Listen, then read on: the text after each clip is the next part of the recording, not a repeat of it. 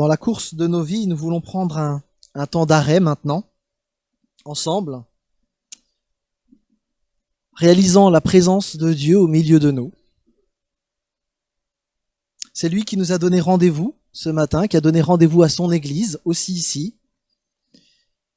Et nous voulons nous examiner devant lui, en réalisant tout à nouveau le cadeau qu'il nous a offert en Jésus-Christ. On ne méritait rien. Comme vous le savez, on vit ce temps de scène autrement, dans cette période de crise sanitaire, de manière à ce que dans la salle, on porte le masque tout le temps et qu'on n'en lève pas une seule seconde pour pas enlever la protection. Alors pour ce temps, j'aimerais vous proposer simplement 2 lectures. Une dans l'évangile de Matthieu, lecture qui sera très très proche du texte que nous lirons pendant la prédication, et une autre dans l'épître de Paul aux Romains. Pour la lecture de Matthieu 3, les versets 1 à 12, je vais demander à Annie de venir. Je ferai la lecture dans Romains. Et puis ensuite, Mérez priera avec nous pour ce temps de consécration devant Dieu.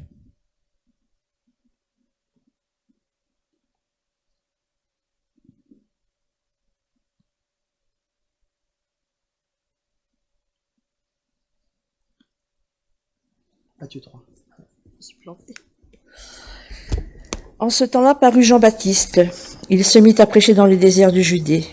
Il disait, « Changez car le royaume des cieux est proche. » Ces gens que le prophète Ésaïe a annoncé lorsqu'il a dit, « On entend la voix de quelqu'un qui crie dans le désert. Préparez le chemin pour le Seigneur.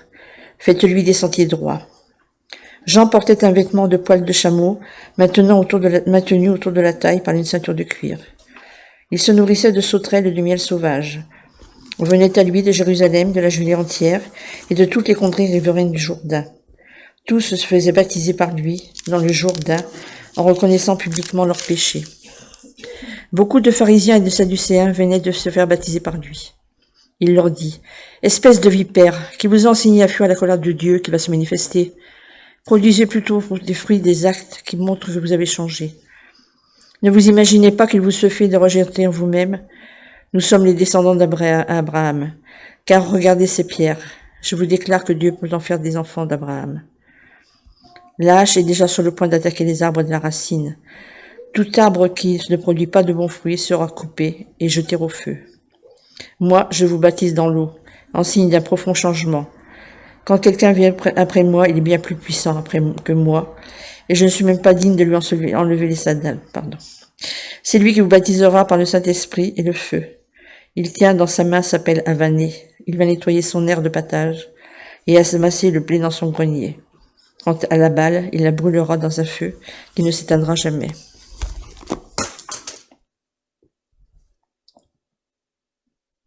Si Jean-Baptiste était là, parmi nous, si Dieu lui donnait la capacité de voir ce qu'il y a au fond de notre cœur, est-ce que l'on serait baptisé ou est-ce que l'on serait repris comme les pharisiens et les sadducéens? Romains 3, versets 23-27 dit ceci. « Tous ont péché, en effet, et sont privés de la glorieuse présence de Dieu. Et ils sont déclarés justes par sa grâce. C'est un don que Dieu leur a fait par le moyen de la délivrance apportée par Jésus-Christ. C'est lui que Dieu a offert comme une victime destinée à expier les péchés, pour ceux qui croient en son sacrifice.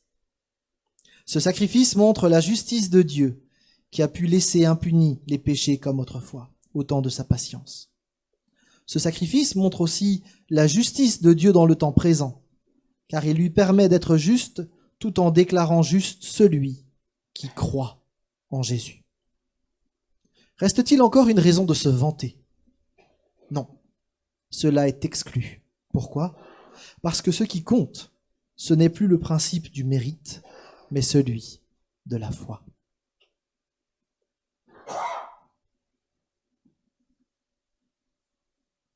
Je vous invite à prier avec Mérez. Prions. Oui, notre Père Seigneur, merci ce matin, merci pour ce moment qu'on met tout devant toi, Seigneur. Et aussi, reconnaissant ce matin tout le travail que tu as fait pour nous, Seigneur. Merci, Seigneur, parce que Tu as nous aimé jusqu'à la croix, jusqu'à payer pour nous. Tu as payé le prix de mon péché, le péché de mes frères et sœurs, et les péchés qu'on va le faire plus tard. Merci Seigneur parce que tu nous as aimés sans limite. Seigneur, il y a aussi plein de monde dans cette terre qui sont encore soif ou qui sont pas encore prendre la décision ou pas encore comprendre cet immense d'amour que tu as fait pour nous. Aide, ouvre ses yeux, Seigneur. Merci, Seigneur, pour cet amour qui nous donne aujourd'hui la liberté, la vie éternelle. Seigneur, tu nous as choisis avant de création de cette terre. Aussi, Seigneur, je veux mettre dans cette prière pour tous nos frères et sœurs, où ils sont, ou dans quelle situation, que tu les bénis. Au nom de Jésus-Christ, je prie. Amen.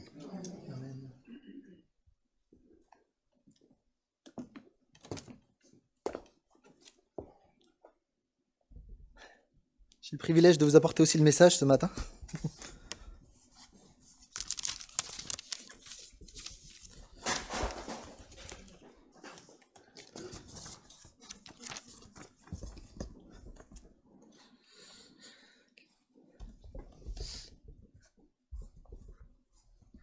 Dans toutes les familles du monde,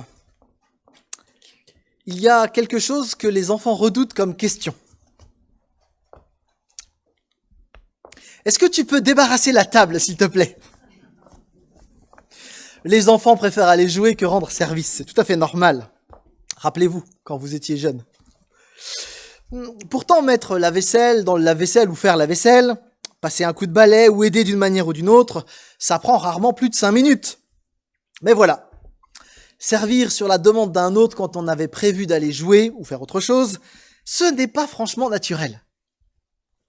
La Bible, elle, parle beaucoup de service. Il y a même tout un livre entier qui a ce thème comme centre. Et c'est le livre que nous allons méditer ensemble, puisqu'on commence aujourd'hui une série dans l'évangile de Marc qui va nous emmener jusqu'à l'été prochain, pour vous dire un petit peu la taille de la série.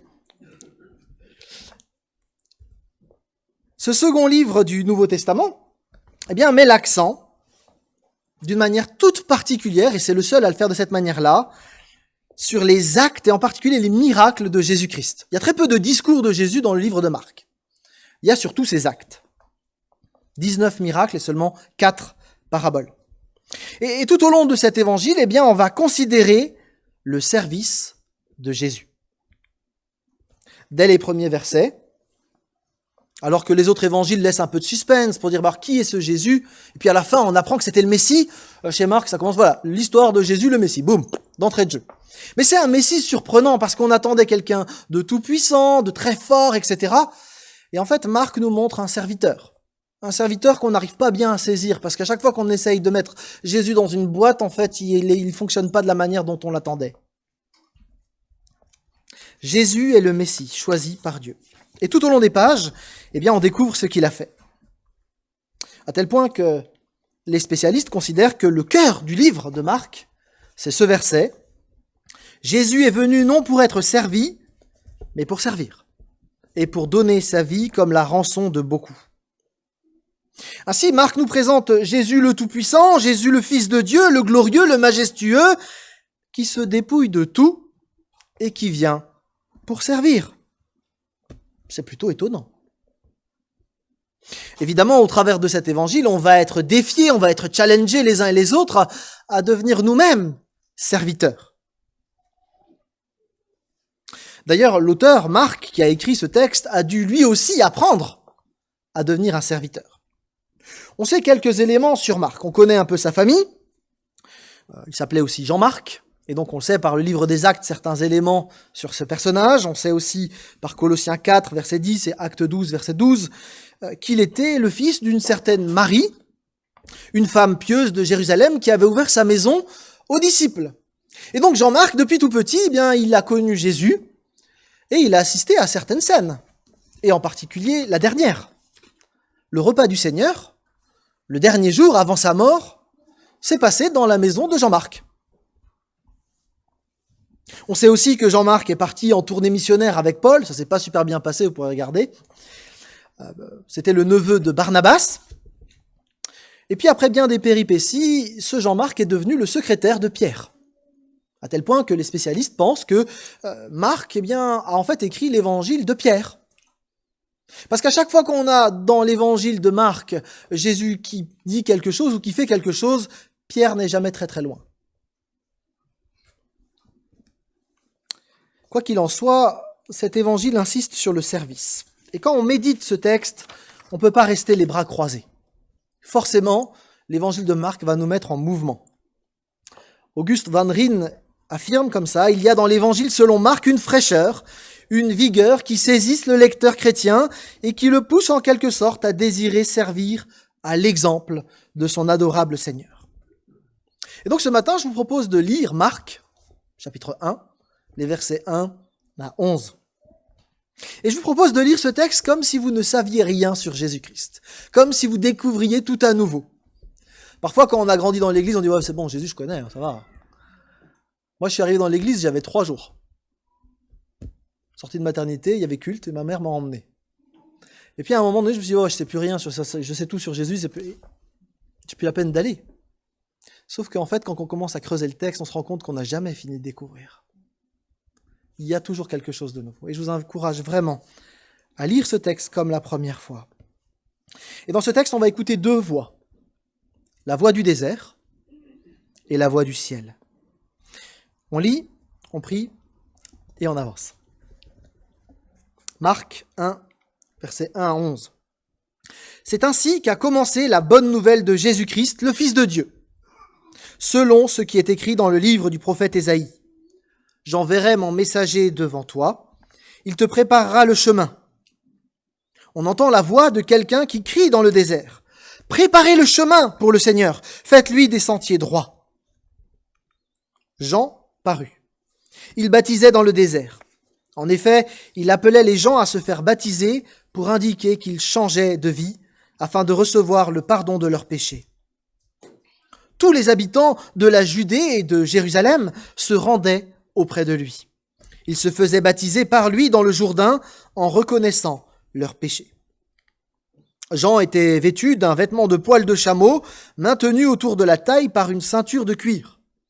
Il se nourrissait de sauterelles et de miel sauvage. Et voici le message qu'il proclamait. Après moi va venir quelqu'un qui est plus puissant que moi. Je ne suis pas digne de me baisser devant lui pour dénouer la lanière de ses sandales. Moi, je vous ai baptisé dans l'eau, mais lui, il vous baptisera dans le Saint-Esprit. Or, en ce temps-là, Jésus vint de Nazareth, un village de Galilée. Il fut baptisé par Jean dans le Jourdain. Au moment où il sortait de l'eau, il vit le ciel se déchirer et l'Esprit descendre sur lui comme une colombe. Une voix retentit alors du ciel, « Tu es mon Fils bien-aimé, tu fais toute ma joie. » Prions. Seigneur notre Dieu, nous voulons nous mettre à ton écoute au travers de ce texte. Seigneur, que nous puissions repartir avec des idées claires sur ce que tu as envie de nous communiquer à nous personnellement ce matin. Et que nous puissions saisir cette parole, ce mot, cette phrase que tu as prévue pour nous ce matin. Dans le nom de Jésus-Christ, nous prions. Amen.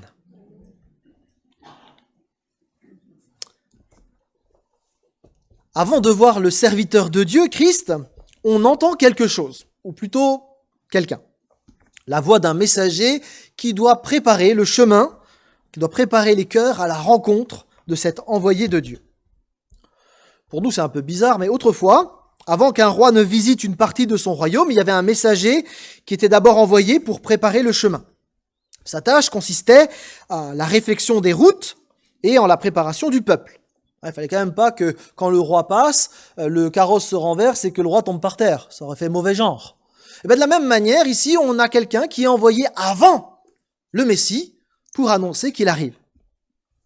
On ne connaît pas encore l'identité exacte de ce Messie, mais la voix annonce la venue d'un personnage important. Les versets cités, versets 2 et 3, sont en fait des textes de l'Ancien Testament. Et ils font référence à un nouvel exode.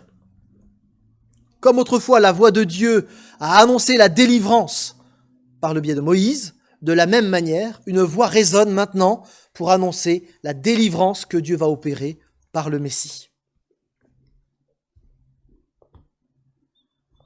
Avoir une voix qui annonce quelque chose aujourd'hui, c'est plus trop utilisé, hein. Alors sauf quand vous avez le cirque qui s'installe, cet après-midi, 15h, un spectacle de machin. Vous avez une voiture avec son mégaphone qui passe, mais sinon, on a très peu de choses. Ah si, le Tour de France, avec la caravane publicitaire. Et donc je vous rappelle simplement qu'il ne faut pas aller avec les pancartes le long du chemin. Jean, en fait, c'est ce mégaphone qui annonce un renouveau. Et Jean ne fait pas que parler. Il baptise. Littéralement, il immerge, il plonge les gens dans le Jourdain qui se trouve dans le désert. Alors à l'époque, il y a beaucoup de baptêmes, déjà. Les Juifs s'en servent notamment, donc tout à gauche, pour des rites de purification qu'on utilise du coup dans des sortes de piscines qu'on appelle les mikvés. Et ces mikvés sont en général proches des synagogues, dans les villes, près des temples, près du temple de Jérusalem en particulier. Il y avait un autre baptême qui se faisait dans une communauté qui s'appelait les Esséniens. Et là, on avait un baptême de purification presque tous les jours, parce qu'il fallait être pur. Donc, du coup, en fait, il se purifiait tous les jours. Et Jean-Baptiste, lui, il propose un autre baptême. Un baptême unique, une seule fois, pour confesser ses péchés. Et il annonce le baptême du Saint-Esprit que donnera Jésus-Christ. Ce baptême de Jean est présenté au verset 4 comme une préparation, comme une consécration à Dieu. À l'époque, au 1er siècle, il y a une véritable aspiration à un changement. Ça fait des siècles que la Palestine, elle est sous domination, alors assyrienne, babylonienne, perse, grecque, romaine. Puis les gens en ont marre, ils attendent qu'un libérateur vienne, qu'il enlève tous les dominateurs là, et que enfin Israël puisse vivre en paix. Et donc tout le monde attend un réveil spirituel en particulier, mais probablement pas à partir du désert. À l'époque, on a 4 courants religieux qui existent, les Sadducéens qui espèrent que le renouveau va venir du temple. Ça tombe bien, c'est eux qui gèrent le temple. Les pharisiens qui disent non, mais c'est par un attachement profond à la loi, à la Torah, et donc dans la synagogue qu'on va pouvoir vivre ce réveil spirituel. Pour d'autres, il fallait se replier dans des communautés qui se replient vraiment sur elles-mêmes, les Esséniens. Et puis enfin, vous aviez une 4e école qui disait non, mais en fait c'est par la violence, on va prendre les armes, on va tuer tous les Romains et puis on fera le ménage, ça va bien aller. Jean-Baptiste ne valide aucune de ces 4 options. Et aujourd'hui encore, quand on y réfléchit, eh bien, les gens cherchent à remplir leur vie spirituelle, mais de mauvaise manière. Certains le cherchent dans un lieu sacré, que ce soit dans les hauteurs du Népal ou au fond d'une grotte, dans le sud de la France. Certains le cherchent dans la pratique de plein de rites. D'autres encore le cherchent en essayant d'atteindre un niveau de pureté, en se repliant dans des communautés extrêmement repliées sur elles-mêmes. D'autres encore veulent tout réformer par la violence. En fait, on se rend compte que le cœur de l'homme, il a globalement peu changé en 2000 ans. On va toujours vers les mêmes impasses. L'évangile de Marc, d'entrée, affirme que le renouveau pour nos vies n'est pas dans ces choses. Il nous faut, comme le peuple d'autrefois, écouter la voix du désert, pour entendre que seul Christ est celui qui peut répondre à nos aspirations profondes. Le messager du désert est décrit d'une manière assez précise. Alors nous, ça paraît un peu vieillot quand on voit la description, mais à l'époque aussi, les gens ils s'habillaient pas comme ça au 1er siècle. Peut-être vous ne savez pas, mais c'était assez étrange même pour l'époque. D'ailleurs, c'est étrange qu'il y ait une description vestimentaire dans la Bible. Vous en connaissez beaucoup, vous, des descriptions vestimentaires dans la Bible? Le grand sacrificateur, et encore. Mais c'est à peu près tout. Il y a très peu de descriptions vestimentaires dans la Bible. Comment est habillé Jésus? Il n'avait pas de jeans, ça on sait, mais on ne sait pas comment est habillé les gens. Donc pourquoi là on aurait cette description vestimentaire?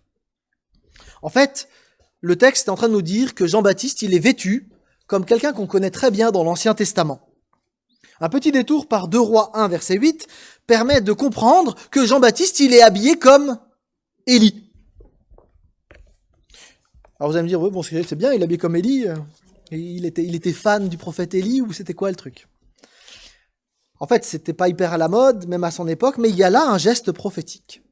Jean-Baptiste s'habille comme Élie pour une raison précise. Et pour comprendre ce qui se joue, il nous faut remonter quelques centaines d'années en arrière, avant que le Nouveau Testament soit écrit. 400 ans avant, avec la fin de l'Ancien Testament. L'Ancien Testament se termine par le livre de Malachie. Et les 2 derniers versets de l'Ancien Testament, du livre de Malachie, disent ceci. Donc on est dans un contexte où Dieu dit c'est une catastrophe, Israël ça marche plus, etc. Et puis il fait une belle annonce, il dit « Voici, je vous envoie Élie le prophète avant que le jour de l'Éternel arrive, ce jour grand et terrible. Il tournera le cœur des pères vers leurs fils et des fils vers leurs pères, de peur que je vienne pour frapper le pays et me le vouer tout entier. » On commence le Nouveau Testament et on apprend que Élie est là. Que Jean-Baptiste, c'est ce nouveau Élie qui annonce le nouveau commencement. Le renouveau qu'on attendait depuis 400 ans est en train de se mettre en place. Et Jean annonce, comme un poteau indicateur, celui qui peut répondre à l'aspiration de tout Israël et de tous les humains, Jésus-Christ. Et là, nous sommes invités à réfléchir. On essaye, alors peut-être pas vous, vous êtes sanctifiés, mais moi, je galère, on essaye si souvent de se débrouiller tout seul. On lutte avec nos défis, avec nos questionnements, avec nos problématiques. Parfois, on a la sensation aussi que la vie passe tellement vite et on se dit, en fait, ça servait à quoi que je fasse tout ça? Christ seul donne un sens à notre existence. La voie du désert le montre très clairement, l'identifie. On peut courir après plein de choses, mais une seule chose est nécessaire. Et cette voie du désert nous la présente. Christ. Il nous faut nous arrêter. Après quoi je cours? Est-ce que je cours après la gloire, le prestige au travail, l'argent, la bonne réputation? Qui est-ce que je suis en train de suivre? C'est une vraie question. Parfois même en tant que chrétien, on peut se détourner de ce qui est l'essentiel. Jean présente clairement le Messie. Il sait qu'il n'est pas le Messie. Et sa mission est de pointer vers lui. Dans un texte parallèle, dans Jean 1, nous lisons ceci. Un homme parut, envoyé par Dieu, il s'appelait Jean. Il vint pour être un témoin de la lumière, afin que tous les hommes croient par lui. Il n'était pas lui-même la lumière. Celle-ci était la véritable lumière, celle qui, en venant dans le monde, éclaire tout être humain. Il y a une distinction nette entre la lumière, Christ, et la lampe qui est Jean-Baptiste. À l'époque, la lampe, c'est une sorte de lanterne dans laquelle on met la lumière. La lampe n'existe pas en elle-même, il n'y a pas d'électricité. Donc vous ne pouvez pas appuyer sur un bouton pour que la lampe marche. Il faut mettre de la lumière dans la lampe. De même, Jean-Baptiste brille, mais parce qu'il présente la vraie lumière. Jean-Baptiste brille pour un temps pour permettre à la lumière d'éclairer le monde. Jean-Baptiste a brillé un moment, la lumière brille éternellement. De la même manière que Jean-Baptiste, nous les chrétiens, nous sommes les uns et les autres placés par Dieu à différents endroits pour briller de la lumière de Christ. Nous ne sommes pas des lumières, pardon pour le mauvais jeu de mots, mais nous sommes des lampes qui portent la lumière de Christ. Et on ne peut pas être chrétien sans vivre Christ profondément en nous.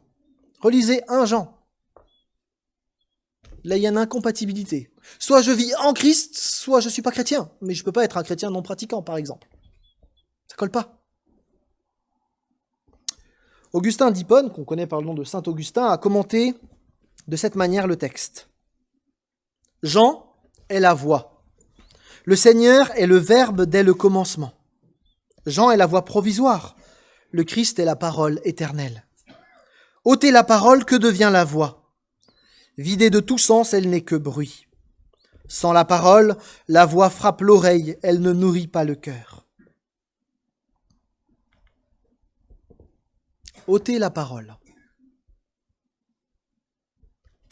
Que devient la voix? Elle n'est que du bruit. Il arrive que l'Église s'agite. Il arrive que moi, je m'agite. Mais est-ce que je fais résonner la voix de Christ ou est-ce que finalement, je m'agite avec un vide qui finalement ne permet pas d'entendre la voix de Dieu. À quelle place est-ce que j'ai laissé Christ dans ma vie? C'est une question à laquelle je ne peux pas répondre pour vous, mais à laquelle je dois me confronter moi-même. On peut utiliser une autre image que celle de la lampe, si vous préférez.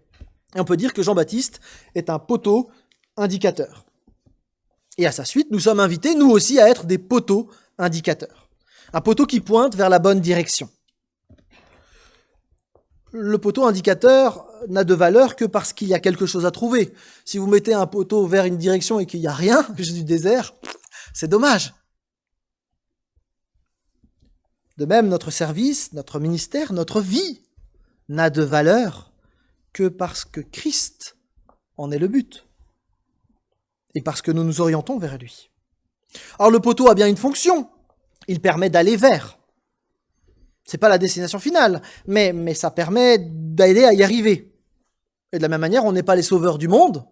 Désolé pour ceux qui avaient encore des illusions à ce sujet-là. Mais nous sommes des indicateurs vers le sauveur du monde. Pour remplir sa fonction, il faut que le poteau indicateur soit lisible. Ça veut dire que régulièrement, il faut faire de l'entretien. Pas qu'il y ait du lierre autour, par exemple, si on ne voit rien. Il nous faut entretenir ce que le Seigneur nous a donné à chacune. Par ailleurs, il faut vérifier régulièrement que le poteau est dans la bonne direction. Le vent, les coups, les circonstances peuvent détourner le poteau indicateur de la bonne direction. Un poteau indicateur, c'est pas une girouette qui suit le sens du vent. Mais il tient ferme dans la bonne direction malgré les circonstances. Et là, nous sommes invités les uns et les autres à réfléchir où nous en sommes. Tout à nouveau.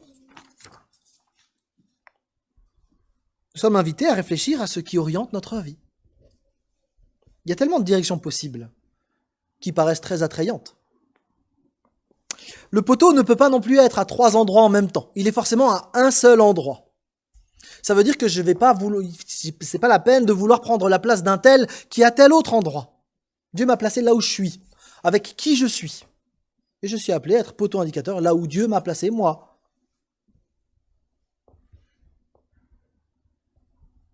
Le panneau ne doit pas être survalorisé avec des guirlandes et puis des avertisseurs sonores.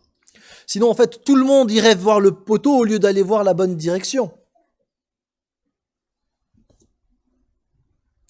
Tout comme Jean-Baptiste, nous sommes appelés à conduire à Christ et ne pas retenir la foule vers nous, mais bien à aller vers Christ. Dernier élément, le panneau, c'est pas un objet précieux. Il est même plutôt fragile, en fait. Il n'est pas important en lui-même, mais Dieu, ça lui plaît d'utiliser des poteaux indicateurs fragiles comme nous pour conduire des gens vers lui. Où en sommes-nous? Quelle est la place que nous laissons à Christ? Nous sommes placés les uns les autres dans une famille, dans un lieu de travail ou dans un voisinage, dans une école. Christ ne nous demande pas de rajouter une activité à tout l'ensemble, mais il veut prendre sa place là où nous sommes placés, que nous puissions montrer la bonne direction.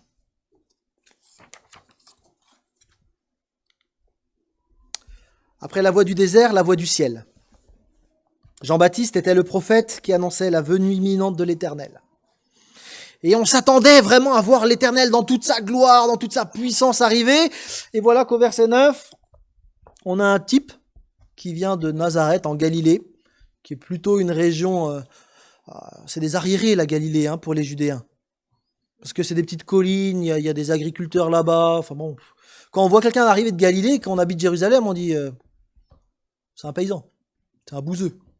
Donc attendre l'Éternel et voir Jésus arriver, là il y a quelque chose de bizarre. Et Marc nous raconte comment cet homme, qui a environ 30 ans, apparaît pour la première fois en public. Il sort de l'anonymat.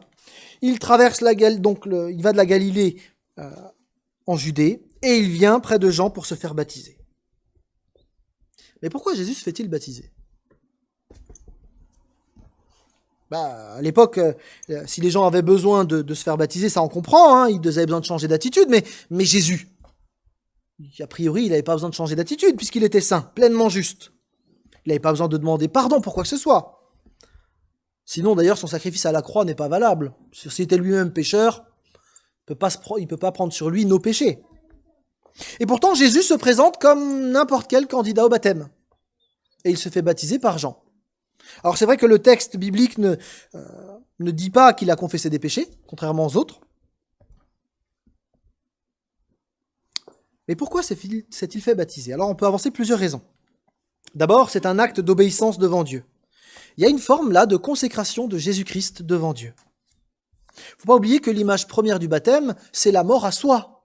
Vous plongez dans l'eau, vous êtes sous l'eau comme si vous étiez enterré. Et vous ressortez après pour une vie consacrée. C'est ça l'image du baptême. Ainsi, lorsque les auditeurs de Jean se repentaient, eh bien Jean les baptisait en signe extérieur de leur revirement intérieur. Le baptême les séparait publiquement du peuple d'Israël, qui dans l'ensemble avait rejeté le Seigneur. Par le baptême, on disait « Moi, je veux suivre l'Éternel ». Et Jésus donc se présente ici comme celui qui veut accomplir parfaitement, pleinement la volonté de Dieu. Il veut être consacré en toutes choses. C'est son premier acte public. Son premier acte où quelqu'un le voit dans le Nouveau Testament, c'est pour dire « Je veux consacrer ma vie à Dieu ». Deuxièmement, le baptême de Jésus, c'est aussi un acte d'identification. Un des pères de l'Église disait que, en se faisant baptiser dans le Jourdain, Jésus avait pris sur lui toutes les souillures que les autres avant lui avaient posées par terre. Et après ça, il les a emmenés à la croix. Bon, c'est imagé, mais il y a quelque chose de cet ordre-là. Jésus s'identifie à Israël, s'identifie au monde. Il est venu pour servir et pour donner sa vie pour nous. Dernière explication qui est en lien avec les deux précédentes, c'est que son baptême était une action symbolique. Je vous ai dit, le baptême, c'est une image de la mort. Et Jésus est déjà en train d'annoncer sa mort à la croix, alors qu'il commence à peine son ministère. C'était pas un accident, la croix. C'était le but du ministère de Jésus-Christ. Réfléchissons un instant sur ce modèle de Jésus-Christ. Est-ce que nous voulons faire de la volonté de Dieu notre priorité? Est-ce que je veux vivre une vie de consécration pour Dieu? Est-ce que je m'identifie aux autres? Est-ce que je suis prêt à les servir, à les aimer au nom de Christ, quitte à en payer le prix de ma vie? Le chemin que Christ a ouvert n'est pas un chemin peinard pour les chrétiens. C'est un chemin qui peut coûter cher. On raconte qu'au Bénin, il y avait une assemblée qui était rassemblée un dimanche matin, et puis c'était le moment de l'offrande. Alors il y a une demi-calebasse qui passait, et donc les gens mettaient de l'argent dedans. Et dans les derniers rangs, il y avait un petit garçon de 8 ans. Quelqu'un a 8 ans ici? À peu près. Eh bien ce petit garçon de 8 ans, il s'est dit « Mince, j'ai pas de pièces !» Et puis il voyait la calebasse arriver. Puis il réfléchit. Et puis donc quand la calebasse est arrivée, il est grimpé dans la calebasse. Donc le pasteur, mais qu'est-ce que tu fais? Enfin, ça se fait pas. Et puis le petit garçon, il a répondu simplement quelque chose autour de Romains 12. Mais moi, je veux consacrer ma vie entière à Dieu, pas juste quelques francs CFA. Il dit, une bâche. Est-ce que je veux consacrer ma vie à Dieu? Est-ce que je veux monter dans la calebasse?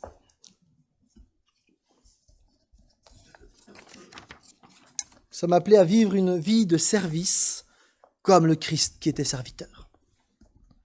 Et on se rend bien compte que dès le début du ministère de Jésus-Christ, qui commence à peine, plane l'ombre du service, de la mort et du miracle du tombeau vide. En même temps, le baptême de Jésus est marqué par quelque chose d'assez spectaculaire. Le texte nous dit qu'au moment où il sort de l'eau, il se passe un certain nombre d'événements. Et cette expérience le distingue de tous les autres baptêmes. Ne vous attendez pas, lorsqu'on fera un baptême dans l'église, que tout d'un coup, on ait le ciel qui s'ouvre. Enfin, ça se passera probablement pas. Parce que Jésus avait une relation unique avec Dieu. Alors, il se passe 3 choses. D'abord, il voit les cieux s'ouvrir. Ils ont été déchirés en deux.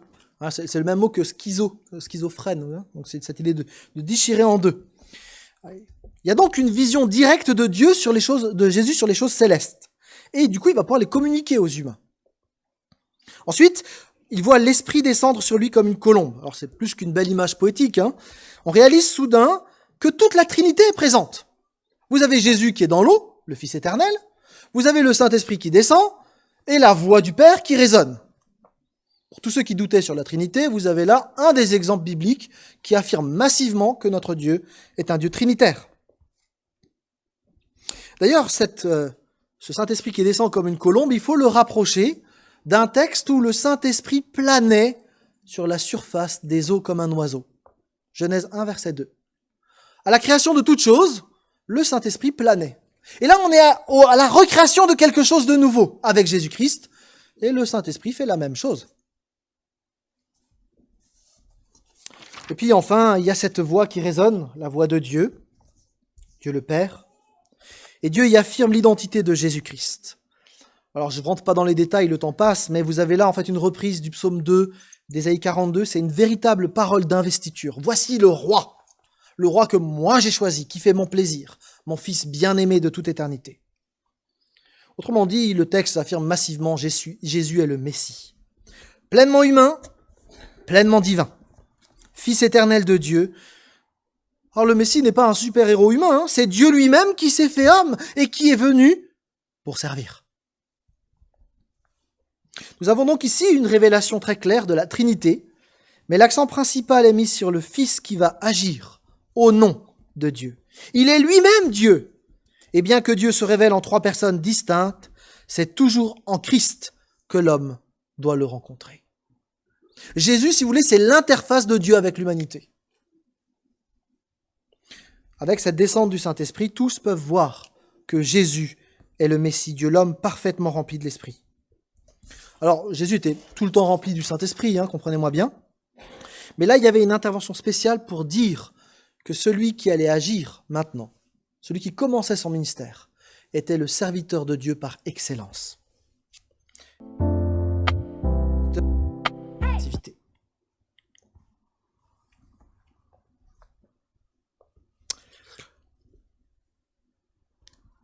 Si nous voulons servir Christ, servir Dieu, il nous faut être animés du Saint-Esprit. On ne peut pas servir Dieu autrement qu'en étant animé du Saint-Esprit. C'est indispensable. Une personne peut être instruite, douée, éloquente, mais si elle ne possède pas cette mystérieuse qualité qu'on appelle l'onction, elle accomplira un service stérile. D'où la question fondamentale que chacun doit se poser. Ai-je eu une expérience du Saint-Esprit qui m'habite et me qualifie pour le service du Seigneur? C'est pas forcément une expérience grandiose extérieure, mais à l'intérieur, il y a une révolution qui incline notre cœur à aimer Dieu, aimer notre prochain, servir comme Christ.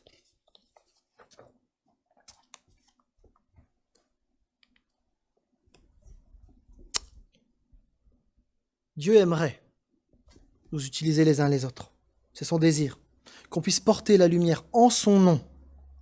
Et nous sommes invités, du coup, à expérimenter tout à nouveau Dieu. Peut-être pour la première fois, peut-être pour la xème fois. Mais nous sommes invités ce matin à réaliser que Dieu veut prendre sa place dans nos vies, être transformés par lui pour pouvoir être des lampes qui portons la lumière de Christ. L'évangile de Marc présente donc le Messie, le Sauveur, Dieu lui-même venu en personne, mais qui est venu d'une manière très différente de ce que le peuple imaginait.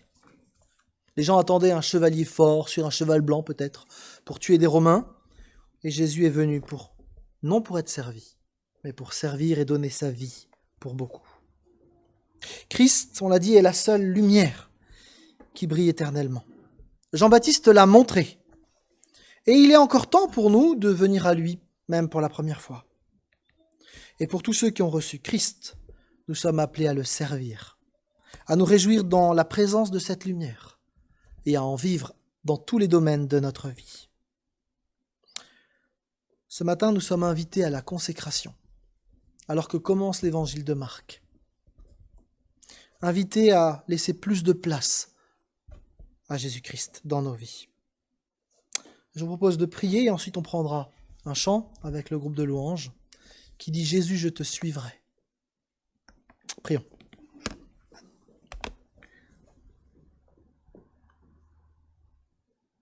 Seigneur, merci pour ce texte de Marc qui nous rappelle que tu attends que nous te consacrions nos vies. Pas juste une partie, pas juste la partie du dimanche matin de 10h à midi, mais notre vie entière.